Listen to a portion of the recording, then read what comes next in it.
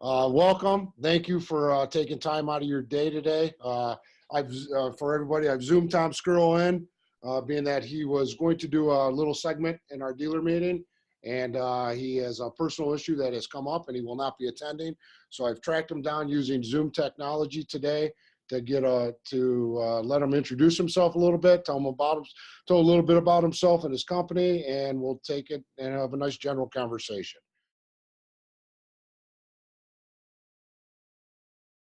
So Brian, in May of 2005, we got rolling in Cleveland, Ohio.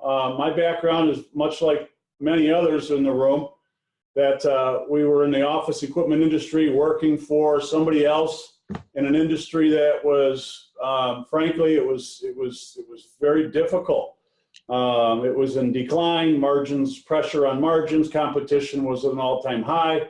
And it just wasn't any fun. So for those of you that were in that environment, you know how refreshing it was to have an opportunity to get into an industry that had limited competition, had gross margins of over 80%, and in a business you can have a ton of fun and grow something and be a part of it and be an owner as opposed to working for the man, if you will. So we started in May of 2005, and a little bit after that in Cleveland, we figured out, hey, man, we could do this thing. Your first month of 30, 40 units, you feel like you're bulletproof. And then we started our growth from there on. And I remember my third month P&L statement I got back from this accountant, and it said 40,000 in profit.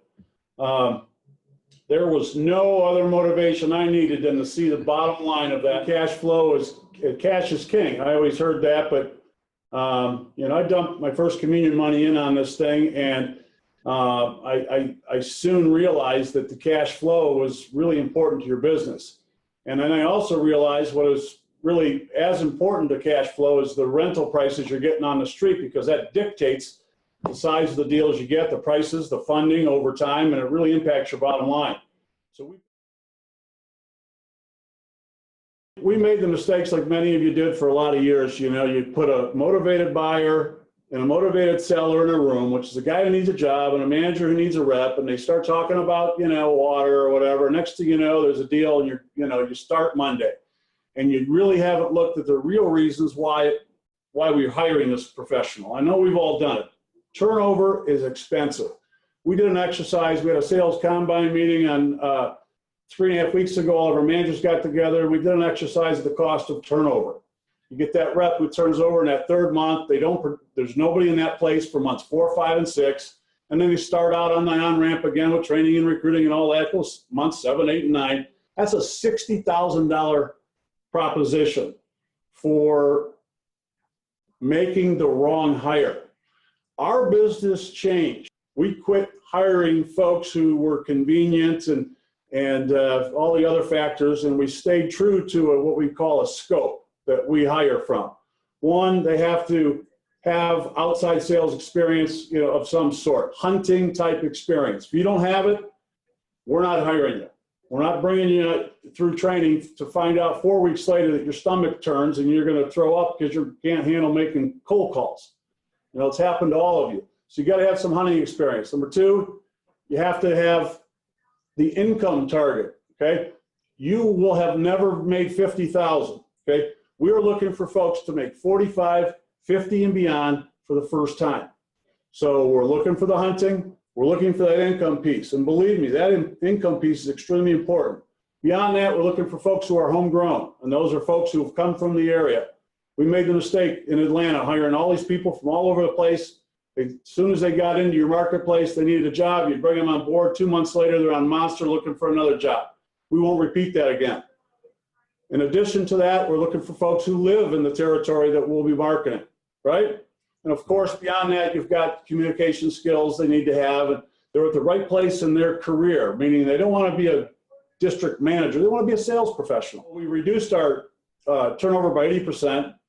Out of the 26 sales reps we have right now, 18 of them have been with us for over 1.5 years.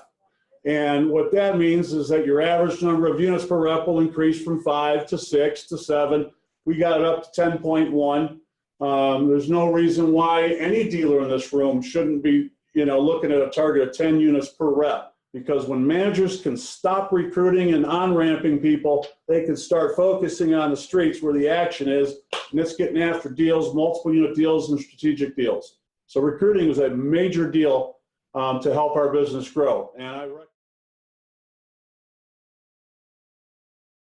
about focus on the business, right? You want to focus on the focus, and that's a territory plan. Your reps going on the street and knowing exactly who they're going to call on, the types of accounts that you want to call on. We call them scope, right? So we set up a criteria for the accounts that we want to sell to, and then we push market to them.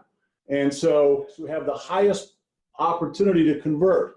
We set up a criteria for bottled water, cheap fit filtration, and water fountains. And if they're scoped, we go after them, we push after them, we push our way to them. The beauty of this business is 90% of the time that we ask for an order, they only compare us to what they've got.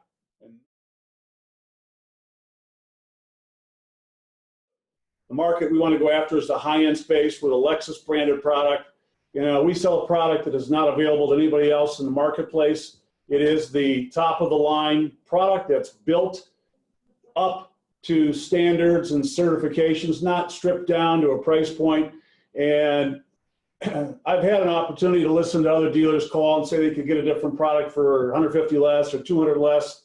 And frankly, if you look at the long run, that's the decision that you need to make. We've only sold the 3i since our company has started. We've not sold any other product. And I am receiving the benefits of what we call the later. There's two things you look at when you get into this business. There's the now, and then there's the later. And the now is of course, you got to try and generate positive cash flow, and you want to generate a bottom line and profit now. But what you really don't know is the later component. You can run out a spreadsheet and say, I'm going to get this kind of money down the road in year 6, 7, 8, 9, 10, 11, and 12. But when you look at the long term of that PW1R, the 3i today, and if there's a $150 difference or so, how quickly that's made up in years 8, 9, 10, even 10 and 11 for that matter. Just prior to coming in here today, the mail came. I just grabbed it and I walked in here. There's about 350 checks here that are between 60 and 80 bucks a month or times how many units we've got. And I'll tell you that most of those checks that are coming here in this annuity stream are products that we put out in 2006, 7, 8, and 9. That cheaper product with plastic parts and components and such wouldn't keep up. So for those of you that look at the difference up front of that price point, 150, 200 bucks, I know you want to try and make money now. I want to encourage you, let's just ask for more money on the street. Sell for more money on the street. You will be the benefactor of some fantastic later revenue, and the profitability associated with that is, it's all gravy that comes in.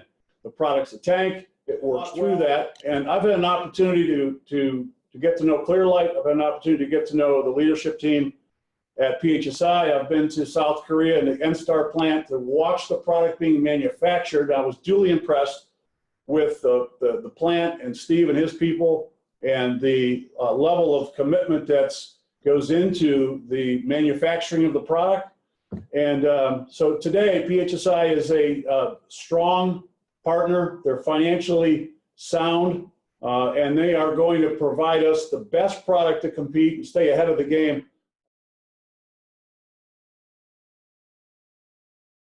I know this is a stretch to make this statement, but if bottled water didn't exist, I could do a damn good job of making money in this industry with just upgrading filter and fountain. And that is why I'm going to call it the best opportunity today, is because those products are fair game. Extra wellness programs. You got water in the news, you got the hydration and the wellness, you've got fountains flying off, CSF going, of course, you still got bottled water going on.